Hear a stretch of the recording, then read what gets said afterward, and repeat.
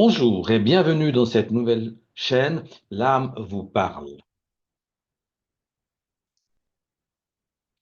Kiosu mikiatala ki imisuku umiya ama alaya matakusu umalama iyoto kusumakaya. Kiyoma kusuti ama ki iwosu ku miyaka salasa. Vous venez d'entendre un extrait du langage de l'âme. Vous en avez la traduction écrite devant vous, une partie de la traduction écrite. Cela étant, il est important de savoir que, en fait, le langage de l'âme, c'est bien un langage d'âme à âme. Ce n'est pas un langage mental et la plupart des gens ne comprennent pas ce langage-là. Seule votre âme a la capacité de le déchiffrer. Pour vous, il vous suffira juste de le parcourir et effectivement, votre âme le déchiffrera.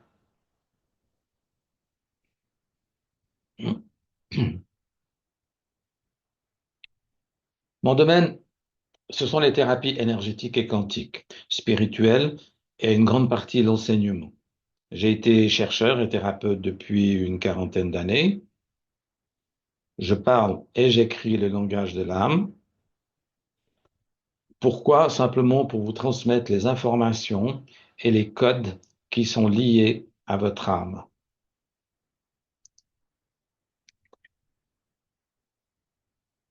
Ce site est entièrement gratuit et sans engagement aucun. Il vise uniquement à vous être utile dans votre chemin de vie avec des informations sur l'âme et la spiritualité, accompagnées d'exercices, de suggestions d'amélioration pour votre santé physique, émotionnelle et spirituelle. Mais comme je le dis souvent et je le répéterai jamais assez, ne me croyez pas, mais testez tout. Votre corps ne ment jamais. Voilà. Nous vivons en fait une époque terrible, mais en même temps extraordinaire. L'agonie d'un monde financier et géopolitique et en fait la création en parallèle d'un nouveau monde spirituel. Alors bien sûr, les résistances sont fortes et il va falloir survivre aux conséquences que nous pouvons déjà observer. L'espace-temps dans l'au-delà n'existe pas sur le plan vibratoire. Alors soyez plutôt patients. N'attendez pas ce nouveau monde demain en temps terrestre. Pourquoi je vous mentionne le terme quantique? La physique quantique, qui est née dans les années 1920 environ, est le comportement des objets physiques au niveau atomes, électrons et particules. Mais ce terme est souvent utilisé d'une façon non étayée, plutôt pour des raisons publicitaires. Ça fait bien, c'est moderne. Avant l'événement de Zoom et des autres systèmes, les soins à distance existaient déjà. Et le seul moyen de m'assurer des résultats était les tests à l'aveugle, ce que j'ai fait souvent. Aujourd'hui, la physique quantique ou la mécanique quantique commence à nous apporter des réponses et confirmations plus d'ordre, disons, scientifique. On est souvent confronté à des événements, à des rencontres. Alors interrogez-vous vraiment sur ce qui vous touche, vous fait réagir. Soit on va dire les événements singuliers, vos rencontres. Alors faites un arrêt sur l'image si vous avez une réaction involontaire vis-à-vis de ces événements. Posez-vous la question, pourquoi dois-je les vivre et pourquoi ai-je réagi ainsi? Ne restez pas bloqué avec des croyances qui sont toujours limitatives. Elles sont souvent inculquées par ceux qui veulent conserver le pouvoir personnel, politique ou religieux, voire aussi familial. Alors n'hésitez pas à changer de vision et à vous interroger. Au début, il y avait le verbe. Autrement dit, rien ne s'est créé sans la pensée. Mais alors, qui a créé la pensée?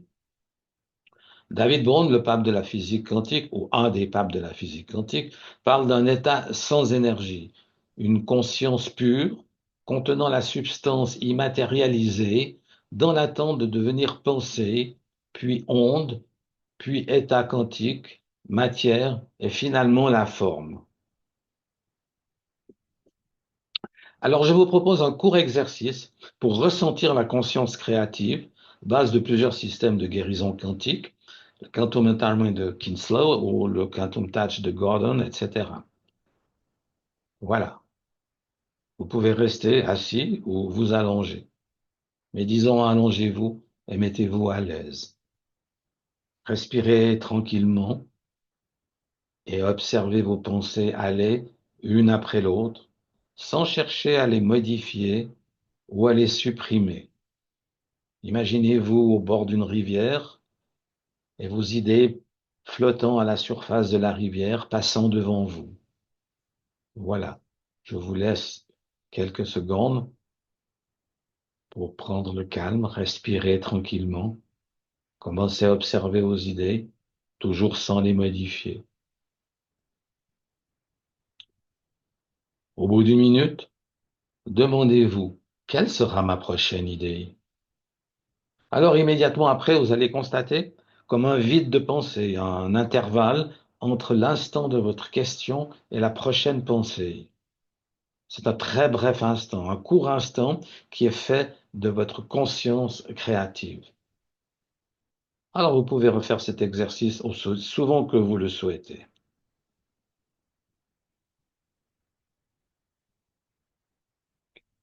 Une fois qu'une âme quitte le corps physique, elle traverse ce qu'on appelle parfois le voile de la mort, ce fameux tunnel. Ce passage est très souvent décrit par les personnes ayant vécu une NDE, Near Death Experience, ou en français, expérience de mort imminente. D'ailleurs, à l'heure actuelle, déjà depuis quelques années, nous avons d'innombrables récits, souvent attestés par des scientifiques ou des médecins, sur ce fameux passage. Souvent, ils ont été même, on va dire, d'une façon scientifique approfondie, en hypnose, dans les différentes hypnoses d'ailleurs, mais dans les NDE, la vision à distance est naturelle, est plutôt involontaire. Dans les sorties de corps, elles peuvent être volontaires, mais aussi, pardon, sont très similaires. En fait, les sorties de corps peuvent être faites volontairement et il y a passablement de gens qui s'exercent à faire ces sorties de corps. Hmm. S'incarner au retour dans son corps humain étroit, en regard de toute la liberté du corps éthéré que nous avons dans l'au-delà, est quelque chose d'assez pénible pour le corps humain, pour l'âme, et surtout c'est une réelle souffrance. Mais pour cela, je vous renvoie, pour plus de détails, à toute la littérature nous révélant en fait ce fameux tunnel de lumière, ces êtres de lumière venant à notre rencontre, des parents ou des proches prêts à vous aider, le sentiment d'amour sans limite, le sentiment d'un grand amour sans limite, dirais-je, les capacités de voir à distance des objets lointains. On explique souvent cet exemple, des gens qui voient l'activité dans une salle d'opération pendant leur opération, et c'est assez curieux parce qu'ils sont sous anesthésie totale. Et maintenant, qu'en est-il de notre vie dans l'au-delà? Parce qu'en quittant sa vie d'incarnation terrestre, la partie de l'âme qui s'était détachée de son âme, de son essence pure, la rejoint pour vivre la suite.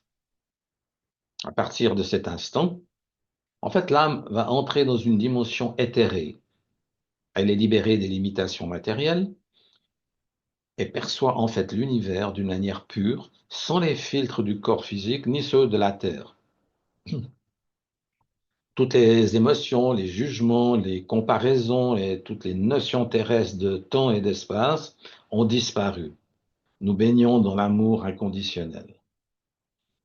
Ainsi, les jours, les mois, les années, les siècles ne comptent pas. Notre corps n'est plus qu'énergie. Il ne subit plus l'enfermement et l'étroitesse qu'il vit dans un corps terrestre. Comme je vous l'ai dit tout à l'heure, intégrer dans votre incarnation un corps terrestre est une souffrance pour l'âme. Nous pouvons nous déplacer sans aucune contrainte, voyager librement d'une planète à l'autre, d'une dimension à l'autre, selon notre degré d'évolution vibratoire et dans le cadre évidemment d'un développement universel. En science, Einstein nous parlait de relativité restreinte, temps différent, que le temps est différent selon la vitesse et notre position, et aussi d'espace-temps et de sa courbure. qui est la modification de l'espace-temps et du temps par les planètes massives qui sont autour de nous. Dernièrement, et grâce aux derniers télescopes envoyés dans l'espace, il semblerait que certaines de ces informations n'ont plus lieu d'être. Mais l'avenir le dirait, ça va être très intéressant de le suivre. Pourquoi? Parce que simplement, on constate que la science s'approche de plus en plus de la spiritualité et apporte aussi des réponses à toutes nos questions, disons à une partie de nos questions. Voilà. Suite à notre décès sur Terre, eh bien, nous quittons donc notre enveloppe corporelle étriquée pour l'univers de l'au-delà. Comme je vous l'ai dit, pour l'âme, c'est réellement une libération. Et ça, c'est important à bien le comprendre, que c'est une libération. Les gens qui sont décédés ou qui se décèdent, pour eux, pour l'âme, en fait, pour le corps, bien entendu, c'est une disparition, mais pour l'âme, c'est vraiment et réellement une libération. A contrario, bien entendu, pour les proches qui restent sur Terre, ils vivent une période plutôt de peine et de tristesse. Pourtant, il faut savoir que les milestones, les éléments essentiels de notre vie, ont été choisis avant notre incarnation, tout en ayant notre liberté de choix dans une certaine mesure. D'ailleurs, selon les coutumes, les enterrements sont souvent suivis d'un moment de partage autour d'une verrée. En New Orleans, des orchestres de blues derrière le cortège, etc. Est-ce que ce ne serait pas notre façon d'appréhender la compréhension inconsciente que pour l'âme, c'est une délivrance? Ainsi, contrairement à toutes les peines et souffrances ressenties par notre famille terrestre, et c'est normal, nous n'en ressentons aucune en tant qu'âme, car nous retrouvons une vie d'amour. Dans le cadre idéal d'une vie éthérée, notre objectif principal est vraiment l'évolution et l'élévation vers la sagesse de l'univers. Cela n'empêche pas certains de rester très, voire trop attachés à la partie artificielle de leur vécu sur Terre, les laissant parfois dans l'incapacité de retrouver immédiatement leur maison. Dans l'au-delà, nous vivons entourés de groupes d'âmes correspondant à notre niveau vibratoire, afin que nous puissions atteindre la sagesse dans la compréhension universelle. Alors nous avons des guides spirituels qui eux-mêmes ont des instructeurs les aidant à s'élever. En termes terrestres, je pourrais dire qu'en fait, nous sommes dans une sorte d'apprentissage à plus ou moins long terme. Dès nos retours, nous bénéficions d'une période plus ou moins longue pendant laquelle nous pouvons nous reposer. C'est évident qu'il y a une grosse perte d'énergie entre le fait de vivre sur la Terre et tout d'un coup de se retrouver d'une façon éthérée dans l'au-delà. Cette période, en fait, elle est suivie par l'opportunité de voir nos différentes incarnations, analyser les événements vécus, les blocages et les schémas dont nous n'avons pas pu prendre conscience ou ni les résoudre. En fait, c'est une sorte de bilan.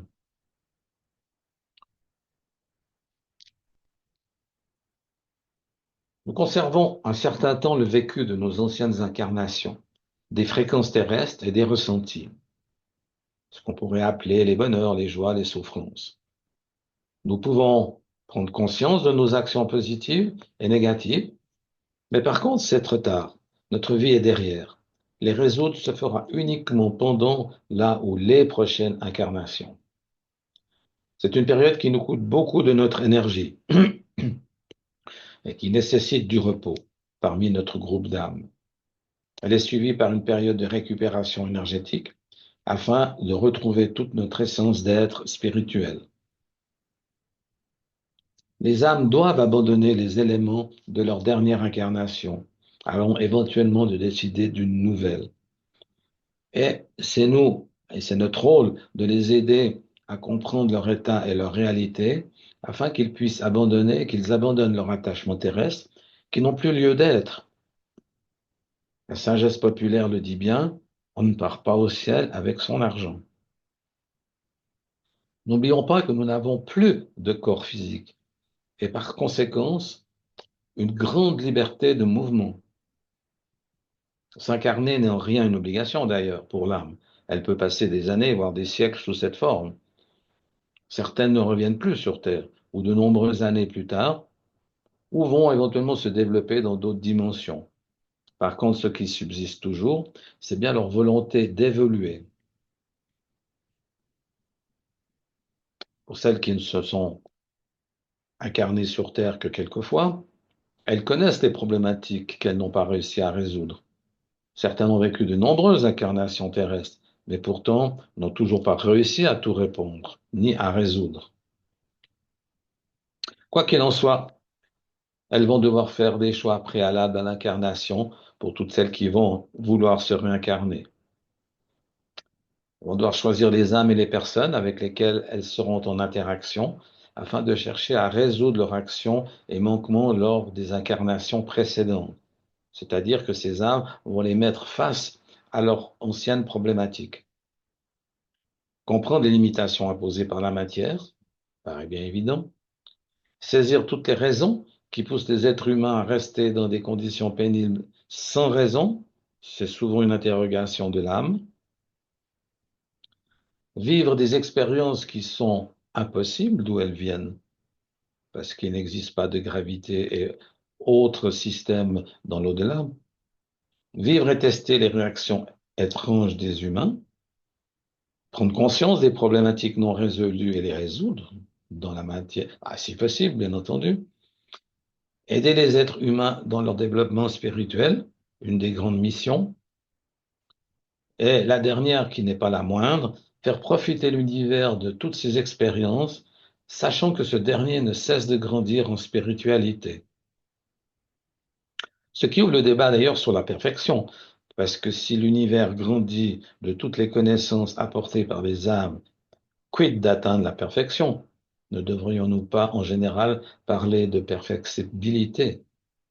Enfin, pour les âmes spécifiques et incarnées qui ont reçu le langage de l'âme, devoir d'une façon soutenue veiller à l'évolution de l'humanité.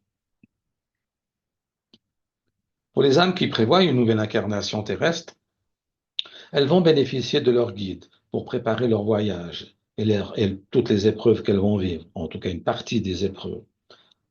Ensemble, elles vont définir d'un type de parcours correspondant à son désir de résolution d'anciens éléments non résolus ou de nouvelles expériences, bien entendu. Toutefois, il serait également possible pour elles de définir une vie très neutre et sans évolution.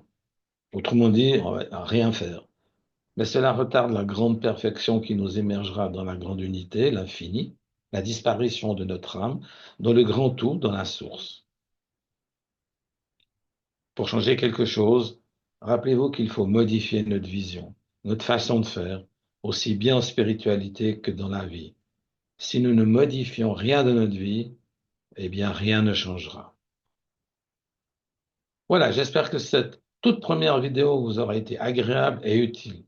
Si vous le désirez, vous pouvez vous abonner à cette chaîne pour être informé de la suite. Je vous remercie pour votre écoute.